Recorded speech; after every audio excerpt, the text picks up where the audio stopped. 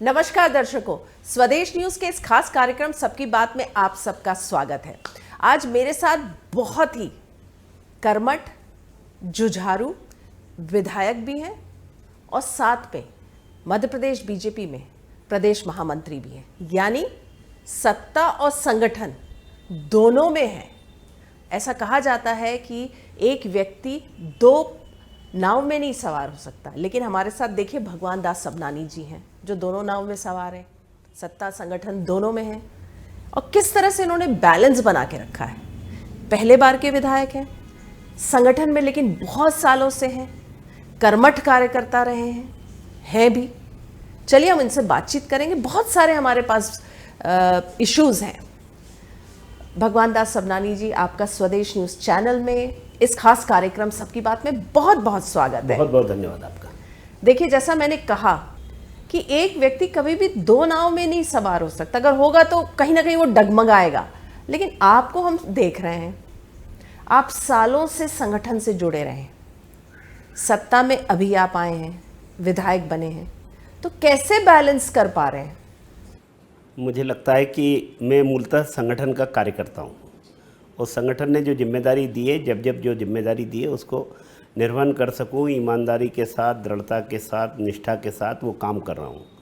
काम करते पार्टी ने मुझे आदेश दिया कि आपको चुनाव लड़ना है। चुनाव लड़ लिया, चुनाव जीत गए, जनता का आशीर्वाद मिला, भारतीय जनता पार्टी को असीम प्रेम जनता का मिला। चुनाव जीतने के बाद मैं विधानसभा के अपने उन मतदाताओं की भी चिंता करता हूँ, तो वहाँ भी समय देता हूँ और पार्टी संगठन को भी जो जिम्मेदारी जिसके कारण मुझे विधानसभा का टिकट मिला, तो वो जिम्मेदारी भी मैं निभाने का पूरा प्रयत्न करता हूँ। निश्चित रूप से एक समय में दोनों काम किसी के लिए कठिन हो सकते हैं, लेकिन मेरे पास चूँकि कार्यालय के प्रभारी का वो दायित्व है जिसमें मुझे अधिकतम समय देना पड़ता है, तो जहाँ जनता को लगता है कि हमको होना चाहिए, तो कार्यक्रमों से लेकर के विकास के कामों तक वो सब भी करता हूँ। और कभी उनको बहुत इमरजेंसी लगती है तो पार्टी कार्यालय से मेरी विधानसभा का शुरुआत जो होती है आधा किलोमीटर भी नहीं, तो लोगों को ऐसी कोई बहुत आवश्यकता होती है तो मिलते हैं।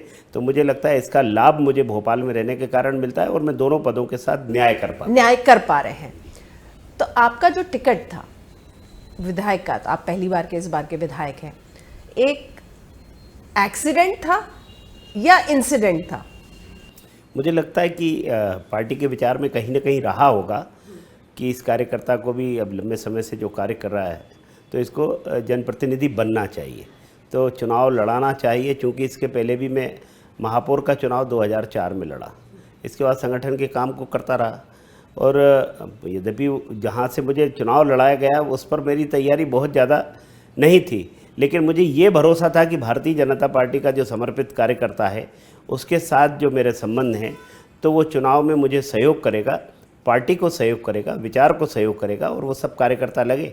और जो भी शंकाएं कुछ शंकाएं थी वो दूर हुई और लगभग 16,000 वोटों से चुनाव में जिताने का काम जनता ने किया। इसलिए उसको इंसिडेंट्स कहें कि एक्सीडेंट कहें, आपकी परिभाषा कुछ भी हो सकती है, पर पार्टी नेतृत्व का भरोसा था कि इस कार्यकर्ता को अगर अवसर देंगे तो चुनाव जीत जाएंगे। आपने भी कहा आपको बहुत समय नहीं मिला तैयारी करने के लिए। हाँ, मुझे लगता है कि जिस दिन नॉमिनेशन शुरू हुआ 21 अक्टूबर को, उसी दिन मेरी घोषणा हुई, तो उतना ही समय इसके बाकी कार्यकर्ताओं को ज़्यादा समय मिला होगा, क्योंकि उनका अपना क्षेत्र है।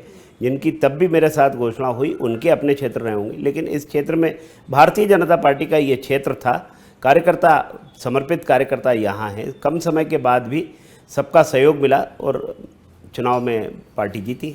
हम आपको अक्सर पार्टी कार्यालय में देखते हैं, पार्टी जैसे संगठन में आप अहम भूमिका में हैं और अब आप विधायक हैं, सत्ता में भी हैं, तो भाई साहब से लेकर विधायक, ये दोनों में कोऑर्डिनेशन कैसे बनाते हैं? क्या प्राथमिकताएं काम की तय हो जाती हैं कि मुझे इस समय कहाँ रहना चाहिए, तो प्राथमिकता अगर स्पष्ट है तो फिर कोई कठिनाई नहीं होती। क्योंकि मैंने कहा ना, ये सौभाग्य भी है कि यही क्षेत्र है मेरा और यही पार्टी कार्यालय है, तो पार्टी कार्यालय पास में होने के कारण मुझे ये सुविधा होती है। और कार्यकर्ता को यदि या वहाँ की जनता को बहुत कोई आवश्यक काम होता है कि नहीं, इमरजेंसी है, क्योंकि मैं सवेरे पहले अपने संपर्क कार्यालय में जाता हूँ, वहाँ बैठता हूँ, वहाँ लोगों से मिलता हूँ और बाद के समय में पार्टी ऑफिस में आता हूँ तो पार्टी कार्यालय के बाकी काम जो प्रदेश भर के कार्यकर्ता आते हैं उनसे मिलना, उनके समस्याओं को सुनना और यथास्थान पर पहुँचाना और उनका समाधान करना, तो ये जिम्मेदारी को भी निर्वहन करता हूँ। तो मुझे लगता है कि समय लगता ज़रूर है, लेकिन काम हो जाता है और ऐसा न पार्टी का काम रुक रहा है न क्षेत्र का काम रुक। बीजेपी जैसे इन दिनों बहुत चौंकाने वाले फैसले ले रही, लगातार हम देख रहे हैं पिछले कई महीनों से, जब विधानसभा चुनाव के बाद से, पहले से और अब, क्या ये पार्टी के सेहत के लिए अच्छा है? ऐसा तो नहीं कि कार्यकर्ताओं और आप सब लोगों के बीच में के अंदर एक धुकधुकी सी बनी रहती है कि अब पता नहीं पार्टी क्या चौंकाने वाला फैसला ले ले? नहीं, मुझे लगता है कि जो भारतीय जनता पार्टी का कार्यकर्ता जो काम करता है उसको ये भरोसा है कि मुझे देखने वाले लोग हैं यहाँ से लेकर दिल्ली तक, केंद्र तक, तो वो काम करता है और काम करते से ही कार्यकर्ता उठ करके वो अवसर पा जाता है जो शायद वैसे नहीं पा रहा था। ये जो आप जिसको चौंकाने वाले फैसले कहते हैं, ये कार्यकर्ता का उसमें उसको ढूंढ लेना और उसको उस यथास्थान पर बैठा देना, यह काम पार्टी का नेतृत्व कर रहा है और लगातार हम सफलता हमको मिल रही है। 2014 के बाद से लेकर के, चाहे दोनों के हमारे जो दोनों लोकसभा के चुनाव, दोनों विधानसभा के चुनाव या इसके बीच के भी जो चुनाव उपचुनाव हुए, लगातार सफलता, पार्टी के नेतृत्व के प्रति भरोसा, ये जो हमको बढ़ता है ये भी है और कार्यकर्ता में भी एक आत्मविश्वास आता है कि मैं काम करूंगा तो मेरे नेतृत्व की निगाह मेरे ऊपर जाएगी और निश्चित रूप से मुझे अवसर मिलेगा। इसलिए कार्यकर्ता काम करता है और वो फैसला हम लोगों को लगता है चौंकाने वाला है, लेकिन उसको लगता है कि मेरे इतने परिश्रम को किसी ने स्वीकार करते हुए हमको स्थान दिया, मतलब पार्टी ने रिकॉग्नाइज किया, पार्टी का रिकॉग्नाइजेशन। तो ये क्या कोई सिस्टम है आपके यहाँ पे कि क्या कोई रिपोर्ट कार्ड जाती है, कैसे आंकलन होता है? केंद्र में बैठे नेता लोग, हर स्टेट की हम बात करें, चलिए मध्य प्रदेश की हम बात कर लें, ऐसे तो बहुत सारे स्टेट्स हैं, बहुत सारे कार्यकर्ता हैं जो काम कर रहे हैं, तो कैसे ऊपर तक जा रही है? क्या रिपोर्ट कार्ड तैयार हो रहा है, कुछ आंकलन हो रहा है, क्या है, कोई सिस्टम है आपके? नीचे से कार्यकर्ता के काम का वैल्यूएशन होता है और कार्यकर्ता की रिपोर्ट अपने आप में तैयार होती है, क्योंकि हमारे पास संगठन है।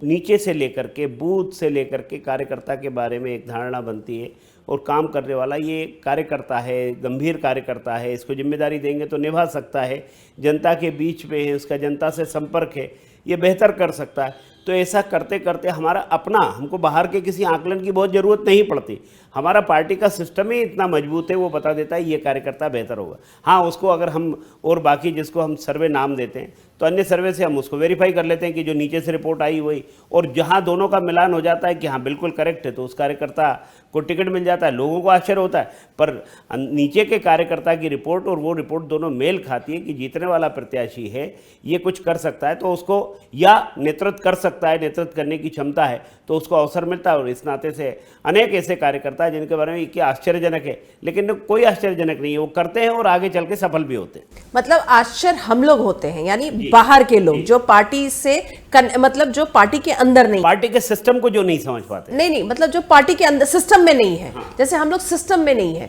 रिपोर्टिंग तो कर रहे हैं बीजेपी की, लेकिन सिस्टम के अंदर नहीं है। तो आप लोग जो सिस्टम के अंदर, आप लोग नहीं चौंकते हो? नहीं, हम लोग नहीं चौंकते, हमको लगता है कि हाँ ऐसा ही इसके आसपास होना चाहिए था, यही होना था, यही हुआ। मतलब जो हम लोग बार बार यहाँ जो कहा जा रहा है कि बीजेपी चौंकाने वाले फैसले ले रही है, ऐसा कोई चौंकाने वाला है नहीं? आप लोग के लिए नहीं होता, हम लोग के लिए होता? नहीं होता, हम लोगों के लिए नहीं होता। हमको मालूम है, ऐसा नई लीडरशिप आती है हर चुनाव में, ये तो अब ऐसे फैसले लगते हैं, हर चुनाव में नए कार्यकर्ताओं को अवसर मिलता है। संगठन का जब गठन होता है तो उसमें 30% 35% नए लोग आते हैं। अब पार्टी की नीति बनी कि यूथ को हमको आगे बढ़ाना है, तो मंडल अध्यक्ष से लेकर के ऊपर तक हमने युवा नेतृत्व दिया, चाहे मंडल अध्यक्ष हो, जिला अध्यक्ष हो। विधानसभा के टिकट दे रहे हैं तो युवा, आज हमको लगता है कि मातृशक्ति की भागीदारी बढ़ना चाहिए, तो महिलाओं की भागीदारी निश्चित रूप से बढ़ती जा रही है। अब ये दूसरे लोगों के लिए चौंकाने वाला होता है, लेकिन पार्टी ने आंतरिक सिस्टम में हम तय कर लिया कि बाकी भी सबको अवसर देना चाहिए। सबका साथ सबका विकास की जो बात माननीय नरेंद्र मोदी जी का संकल्प है, या वो मंत्र जो हमको दिया है, उस पर जब हम सबकी बात सोचते हैं तो नीचे निकल करके आता है कि ये कार्यकर्ता बेहतर कर सकता है। आजकल देखा ऐसा जा रहा है कि लगातार जो है कार्यकर्ताओं को बढ़ाया जा रहा है, जो बड़े बड़े नाम हैं उनको थोड़ा सा साइडलाइन कह सकते हैं, या उनको वो पद नहीं दिए जा रहे हैं, पद से नहीं नवाजे जा रहे हैं। क्या इसको आप सही मानते हैं? नहीं, पार्टी में तो सभी कार्यकर्ताओं के लिए स्थान है। लंबे समय तक लोग काम करते हुए आए हैं, ऐसे नेतृत्व, उनका अनुभव, उनका नेतृत्व मिलता ही है। फिर मैंने कहा ना कि बदलाव धीरे धीरे परिवर्तन प्रकृति का नियम है, धीरे धीरे बदलाव होते हैं। कल हम जिनकी जिम्मेदारियों पर थे आज नहीं, आज हैं कल नहीं रहेंगे। हम सबकी मानसिकता रहती है कि काम दायित्व का परिवर्तन होगा और जो पार्टी को बेहतर लगेगा कि ये काम ये कार्यकर्ता कर सकता है तो उस काम को करने के लिए हर एक कार्यकर्ता तैयार होता है। तो उसमें नए कार्यकर्ताओं को भी अवसर मिला है, नई लीडरशिप, मतलब लोगों में तो बाकी दलों में जड़ता आ गई है, लेकिन भारतीय जनता पार्टी हमेशा फ्रेश इसलिए रहती है, लगातार बड़े टास्क तय करती है और उसको अचीव करती है। तो उसके पीछे यही है कि नया ब्लड आए, नई लीडरशिप आए और लगातार आए, क्योंकि ये राजनीतिक व्यवस्था में ये सब हमेशा चलने वाली बातें। तो हमको वैसे ऐसे कार्यकर्ता को निखारना, उसको अवसर देना, और ये प्रयोग होता है जो सफल हो जाता है। आपने बात की चेंज की, तो देखिए अभी एक पीढ़ी परिवर्तन हुआ है बीजेपी में। शिवराज सिंह चौहान जी थे मुख्यमंत्री, अब आ गए हैं डॉक्टर मोहन यादव। कई बार ऐसी बात होती, कई बार पीड़ा पूर्व मुख्यमंत्री शिवराज सिंह जी की भी झलकी, उनके बेटे ने भी कहा, कार्तिकेय ने 18 साल से मुख्यमंत्री थे, फिर उनको दूसरी जवाबदारी दी गई, एक बिल्कुल नया चेहरा आगे आ गया। क्या इसको सही मानते हैं, इस चेंज को सही मानते हैं? देखिए, नेतृत्व ने सब विचार करके काम किया है। जब माननीय शिवराज जी मुख्यमंत्री बने थे तब आज से आप पीछे जाइए, उनकी उम्र क्या रही होगी, उनको अवसर मिला, उन्होंने करके दिखा दिया। पार्टी नई लीडरशिप भी तैयार करती है और ऐसा नहीं, शिवराज जी का सम्मान, बहुत सम्मान है पार्टी में आज भी, मतलब उनका दायित्व परिवर्तन हो रहा है। आज लोकसभा का चुनाव लड़ रहे हैं, कल कोई और उनकी भूमिका तय होगी। तो निश्चित रूप से ऐसा नहीं है कि कार्यकर्ता काम नहीं, काम बदलता है, लेकिन विषय तो वही है कि हमको जिस लक्ष्य के लिए हम काम कर रहे हैं वो दायित्व का परिवर्तन होकर के होता है। आज जिनके पास जिम्मेदारी है वो करेंगे।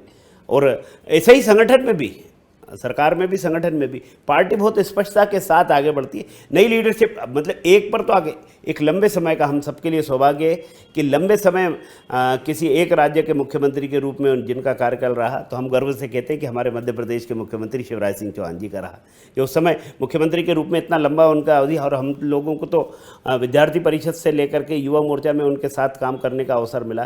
तो हम अब इसके बाद भूमिका होगी और अच्छा हम काम वो करेंगे निश्चित रूप से आगे, और बाकी लोगों को भी प्रेरणा मिलती है कि हम काम करेंगे तो ये अवसर हमको मिलते जाएंगे। डॉक्टर मोहन यादव के कार्यकाल को आप कैसे देख रहे हैं? अभी उनको हालांकि कुछ ही महीने हुए हैं, लेकिन उनका जो काम का स्टाइल है वो बिल्कुल अलग है। उनके जो गोल्स हैं, जैसा वो अपने भाषण में कहते हैं, तो वो बहुत अलग दिखता है। जैसे वो स्पिरिचुअल टूरिज्म की बात करते हैं, स्पिरिचुअल डेस्टिनेशन डेवलपमेंट की बात करते हैं, अखंड भारत की बात करते हैं, राम राज स्थापित करने की बात करते हैं, तो उनके गोल्स अलग नजर आते हैं। तो उसको आप कैसे देखते? देखिए, कोई भी चीज़ वो ऐसी नई नहीं कह रहे हैं जो हमारे कभी इस मंच से नहीं कही गई हो।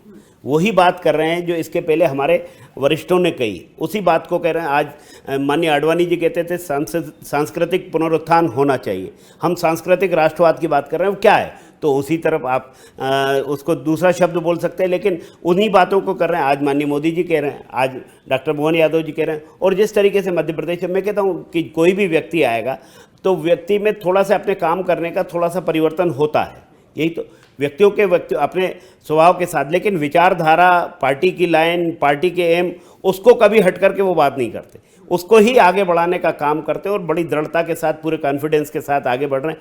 अवधि छोटी हुई होगी लेकिन उनका कॉन्फिडेंस बहुत बड़ा है। मध्य प्रदेश में अक्सर ये कहा जाता है, दिग्विजय सिंह के समय भी कहा जाता था जब वो मुख्यमंत्री थे, उसके बाद शिवराज सिंह चौहान जी बहुत सालों तक थे, कि अफसरशाही जो है वो हावी रहती है। ऐसे ही बीजेपी के लिए कहा जाता है कि संगठन जो है वो सत्ता पे हावी रहता है। चूंकि आप संगठन से सालों से जुड़े रहे, अब आप सत्ता में, आपको क्या लगता है? मुझे लगता है कि इसको समझना पड़ेगा, संगठन कभी सत्ता पर हावी होने का प्रयास नहीं करता। संगठन की व्यवस्था में सत्ता में गए कार्यकर्ता भी काम करते हैं। आज किसी कार्यकर्ता को कहा जाए कि आपको कुछ समय दे करके संगठन का काम करना है, वो बहुत सहर्ष जाता है, उसको अच्छा लगता है कि मुझे संगठन का काम करने का अवसर मिला। और बड़े से बड़ा हमारा दिल्ली में, दिल्ली के नेताओं से लेकर के हमारे मध्य प्रदेश के नेताओं तक, उनको काम मिले कि कोई आज सरकार में मंत्री है, उसको अगर कहा जाए कि संगठन के इस काम के लिए जाना है, तो उसको ये नहीं लगता कि मैं ये काम छोड़ करके जाऊँगा। वो जाते हैं बहुत उत्साह के साथ जाते हैं, क्योंकि संगठन है तो सरकार है, हम ये मानते हैं। क्योंकि संगठन के ही ताने बाने को मजबूत करते हैं। आज 2023 की जो सफलता है, उस सफलता में आप जब देखेंगे तो उस सफलता में नीचे के नीचे कार्यकर्ता जो बूथ स्तर पर काम करते थे, उस बूथ स्तर के कार्यकर्ता ने जब मोर्चा संभाला, हमारा बूथ विस्तारक अभियान हुआ, बूथ सशक्तिकरण अभियान हुआ, बूथ विजय संकल्प अभियान, हमारे सारे कार्यक्रम, माननीय अमित शाह जी जब राष्ट्रीय अध्यक्ष थे, उन्होंने जो हमको कहा उस पर हम जब चलने लगे, जगत प्रकाश नड्डा जी हमारे राष्ट्रीय अध्यक्ष हैं, उन्होंने उस बात को आगे लगातार बढ़ाया उसी तर्ज पर, क्योंकि ये कुशाभाऊ ठाकरे जी का प्रदेश है और उसको हमने आगे बढ़ाया। तो आज हम सरकार में, तो सरकार में वही कार्यकर्ता हैं जो कल संगठन में थे, क्योंकि भूमिका बदली है, भाव नहीं बदला, उद्देश्य नहीं बदला, उद्देश्य वही है। लेकिन आज संगठन की जगह सरकार में जिम्मेदारी है, बहुत सारे ऐसे कार्यकर्ता हैं जो सरकार में वो संगठन का दायित्व निभा लेंगे। बीजेपी सालों में बदली है, जैसे कि अब बहुत आप लोग हाईटेक भी हो गए हैं, कॉरपोरेट भी हो गए हैं। आप अभी इस इंटरव्यू आने से पहले आप लगातार वीसी में थे, आप एक के बाद एक, कभी दिल्ली से आप, तो इतना कॉरपोरेट कल्चर, इतना डिटेलिंग, इतनी माइन्यूट टू माइन्यूट आप लोगों की मीटिंग, इतने आपके स्ट्रैटेजीज। लगातार देखिए, ये प्लेटफॉर्म है, कोविड के समय में हमने इस प्लेटफॉर्म का भरपूर उपयोग किया और उसके कारण हमारी कनेक्टिविटी बनी रही कार्यकर्ता से, हम उससे अलग नहीं हुए। अब वो लोग जो इस आज के उस सिस्टम से नहीं चल पाए वो दूर हो गए। आप देख रहे हैं दूसरे दलों की स्थिति कमोबेश यही होती जा रही। हमको इसके साथ समय की भी बचत करनी है, हमको पेट्रोल डीजल की भी बचत हो रही है और कार्यकर्ता से पूरी बात हो रही है। तो कार्यकर्ता को जो हमको चीज़ कहनी है वो बात करता है। तो आज हम चाहे वर्चुअल माध्यम से भी, वर्चुअल प्लेटफॉर्म से भी हम कर रहे हैं और वहाँ तो दूसरे लोगों की स्थितियाँ ऐसी नहीं है। हमको उस सिस्टम के साथ कार्यकर्ता ऐसे नहीं कि जब एक्चुअल आएगा, यहाँ आएगा तो वो उसका भाव दूसरा होगा, वर्चुअल होगा तो दूसरा होगा, नहीं। उसको मालूम है कि मुझे ये अवसर मिला कि मैं यहाँ बैठकर भी घंटे, 1.5 घंटे, 2 घंटे की जो मेरी मीटिंग होगी वो अटेंड करूँगा और जो बात वहाँ जाकर के कार्यालय में सुननी थी मुझे, वो यहाँ सुनी जा रही है और मुझे काम में लगना है। समय की भी बचत होगी, ईंधन की भी बचत होगी और वो काम उतनी स्फूर्ति के साथ काम में लगेगा। इस नाते से हमारी बैठकें होती हैं और बैठकों के कारण हम उद्देश्य को पूरा करते हैं। लोकसभा में तो आप लोगों का, बीजेपी को हम कहें तो एज हो गया। आप लोगों ने ऑलरेडी, आपकी पहली लिस्ट आ गई है। मध्य प्रदेश के तो आप लोगों ने टिकट्स भी डिक्लेयर कर दिए, स्ट्रैटेजी भी बना रहे, रथ भी रवाना कर दिए हैं। मतलब आप मान के चल रहे हैं कि आप लोग एकदम विजय की ओर निकल पड़े हैं। देखिए, आज अगर हम चुनाव में आ गए हैं तो हमारी योजना तो पहले से ही बन रही थी। विधानसभा चुनाव के बाद कोई शांति से नहीं बैठा, सबको मालूम था कि 5-6 महीने में लोकसभा के चुनाव में जाना है। तो उस पूरे बने हुए सिस्टम को हमने फिर से उसको आगे किया, उसमें जो भी कुछ थोड़ा बहुत कमी ज़्यादा करनी कम पे था उसको ठीक करके और लग गए हैं। तो सारा काम करना है। आज भारतीय जनता पार्टी एकमात्र ऐसा दल है जिसने सबसे पहले अपने उम्मीदवारों की घोषणा की। 195 उम्मीदवार घोषित हो गए, बाकी लोगों की तो अभी बैठक ही नहीं हुई। और बहुत जल्दी जिस तरीके की हम समाचारों को सुन रहे हैं या जानकारियां हैं, तो ऐसा लगता है बहुत जल्दी बाकी भी लिस्ट आ जाएगी। तो काम में लगना है, काम उतना हमको मिलेगा। मालूम है चुनाव में महीने भर का समय रहता है, इससे ज़्यादा का समय नहीं रहता। तो इतना जो समय हमको मिल रहा है, कैंडिडेट घोषित हो गए तो हमको उतना समय मिल गया और हम बेहतर तरीके से काम करेंगे। ज़्यादा से ज़्यादा जनसंपर्क हमारा हो पाएगा, ज़्यादा से ज़्यादा लोगों तक अपनी बात पहुंचा पाएंगे। तो ये सब माध्यम हमको काम आते हैं और उसके कारण हमको चुनाव में सफलता मिलती है। आपने देखिए, विधानसभा के चुनाव के समय 3 महीने पहले हमने आकांक्षी कहा था, जो हमारी पिछली हारी हुई सीटें थी, हमने उसको लक्ष्य रख करके कि इनको जीतना। और देखिए, इतने बड़े जीत हमको उन विधानसभाओं को हमने जीता जो हम हारते रहते थे, उनको हमने जीता, क्योंकि हम पहले से तैयार होकर कि जाना तो है जनता के पास। चुनाव भी नवंबर में होना, ये भी पता है कि 5 साल की अवधि पूरी होगी, तो उसको हम पूरा करते हैं। तो समय का सदुपयोग होता है और इस समय में बहुत आराम से हम ज़्यादा से ज़्यादा लोगों से संपर्क कर पाते हैं, इसका लाभ हमको मिल जाता है। बिल्कुल, ये वाली आपकी स्ट्रैटेजी विधानसभा की जो थी बीजेपी की, वो तो काम करी थी कि हारी हुई सीट जो आप लोगों ने पहले डिक्लेयर की थी। लोकसभा में मोदी की गारंटी है, राम मंदिर का है इशू। आपको लगता है ये 2 मुद्दे जो हैं वो आप लोगों को 370 पार करा देंगे? देखिए, केवल इन 2 मुद्दों के अलावा नहीं, भगवान श्री राम का मंदिर बना, ये जन आस्था का विषय था और इसको जनता ने हाथों हाथ लिया। 22 जनवरी के बाद पूरे देश का वातावरण बदला हुआ। 370 लोगों को खटकता था कि जो डॉक्टर श्यामा प्रसाद मुखर्जी जी ने कहा था, एक देश में 2 विधान 2 प्रधान 2 निशान नहीं चलेंगे। आखिर उसको समाप्त करने के लिए एक लंबा संघर्ष उस जनसंघ के काल से लेकर के अभी तक हुआ। तो वो धारा 370 समाप्त हुई, 35 से समाप्त हुई। उस दौर में लोगों को ये पता चला कि क्या कारण थे कि ऐसा लगता था कि शेष भारत से अलग जा रहा है, उसको एक जैसा हो गया। ट्रिपल तलाक वाले मामले में कि उस मुस्लिम समाज की भी उन बहनों को उनका हक मिलना चाहिए। एक देश में अलग अलग व्यवस्थाएं चल रही, तो आखिर उसका लाभ मिला। इसके अलावा बड़ी चीज़ ये है कि जो लाभार्थी, जो हितग्राही जिसको हम कहते हैं, उनको जितना लाभ माननीय नरेंद्र मोदी जी की सरकार और उनकी योजनाएं, उन कार्यक्रमों से मिला है, वो जन जन तक गया है। माननीय शिवराज जी के समय में जो मध्य प्रदेश में योजनाएं बनी, वो नीचे तक उतरी, उनका लाभ मिला। ये सारी योजनाओं का लाभ मिलेगा। और जनता के बीच में जब अभी हम लाभार्थी संपर्क अभियान कर रहे हैं, एक एक घर जा करके, तो उनके आप अनुभव कथन तो सुनिए, उनकी बात तो सुनिए कि उनको आयुष्मान कार्ड मिला, जहां उनको 5-10 हज़ार की कोई मदद नहीं करता था, 5 लाख का कार्ड उनकी जेब में रखा है, उनका इलाज हो रहा है। जहाँ उनके कोविड काल से लेकर के उनको जो खाद्यान्न मिलना है, वो खाद्यान्न मिल रहा है, उनको सारी सुविधाएं मिल रही हैं। आज उन सुविधाओं के कारण चाहे उनको उज्ज्वला योजना का लाभ मिला हो, प्रधानमंत्री आवास, प्रधानमंत्री जी कहते थे 70-75 साल होने को आ रहे हैं और लोगों को एक सम्मानजनक छत नहीं है, और आज अब प्रधानमंत्री आवास के कारण लोगों को छत मिली है। तो निश्चित रूप से जनता देख रही है कि करने वाला कौन है। जब करने वाली पार्टी भारतीय जनता पार्टी है, करने वाले नेता माननीय नरेंद्र मोदी जी हैं, तो निश्चित रूप से उसका हमको जो उसके कारण जो प्रतिफल मिलेगा, वो जनता हमको फिर से सेवा करने का अवसर देगी। और तीसरी बार माननीय मोदी जी के नेतृत्व में 370 पार की बात है, और एनडीए 400 के पार जाएगा, तो देखिएगा परिणाम ईश्वर की कृपा से वही आएंगे। छिंदवाड़ा कैसे जीतेंगे? छिंदवाड़ा में भी लाभार्थी का जो नंबर है, वो इतना बड़ा नंबर है। हमारे कार्यकर्ता और हमको केंद्रीय नेतृत्व की तरफ से ये कहा गया कि आप तो केवल लाभार्थी से जाके मिलिए। उनको माननीय प्रधानमंत्री जी ने कहा वहाँ जाइए और मिल करके मेरी राम राम बोलिए। हमको जाकर के राम राम बोलना है, माननीय प्रधानमंत्री जी का पत्र है। उनको केवल ये पता चलना चाहिए कि हमको जो आज सम्मानजनक जीवन जीने का अवसर मिला है, वो मोदी जी के कारण मिला है। तो आप देखिए परिवर्तन आएगा। और पिछली बार भी कोई बहुत बड़ा अंतर नहीं रह गया था लोकसभा के चुनाव में, मुझे लगता है शायद 38,000 कुछ ऐसा था। अब इस अंतर को भी पाटने की तैयारी है और पूरी तरीके से हमारा कार्यकर्ता उत्साह से लबरेज है, और छिंदवाड़ा भी जीतेगा। 29 की 29 लोकसभा आप देखिएगा, भारतीय जनता पार्टी जीतेगी। आपके जैसे कार्यकर्ता सालों से जुड़े हैं बीजेपी से, ठीक है, आज आप विधायक बन गए, आपको पार्टी ने सम्मान दिया इतने सालों की आपकी मेहनत का। ऐसे में जो आप इम्पोर्ट कर रहे हैं लगातार कांग्रेस के नेताओं को, उनको भी आप सम्मान देते हैं, उनको भी मंत्री बना देते हैं, उनको भी पद दे रहे हैं, तो आपके जैसे जो नेता सब है, ऐसे में तो सीट्स कम होती जा रही है ना। देखिए, सरकार बनेगी तो हम बाकी चीज़ें भी पूरी कर सकते हैं, लोगों की जन आकांक्षाओं को पूरा कर सकते हैं। और उसमें जीतने वाला उम्मीदवार कौन है, कहीं ना कहीं हमको ऐसा लगता है कि ये आएंगे तो बेहतर परिणाम आ सकते हैं। और जो भारतीय जनता पार्टी की रीति नीति सिद्धांत विचारधारा से जो प्रभावित होगा, जो हमारे नेतृत्व पर भरोसा करके आएगा और वो चुनाव लड़ करके जीतने की पात्रता होगी, योग्यता होगी, तो निश्चित रूप से पार्टी को कार्यकर्ता जीतने वाला चाहिए।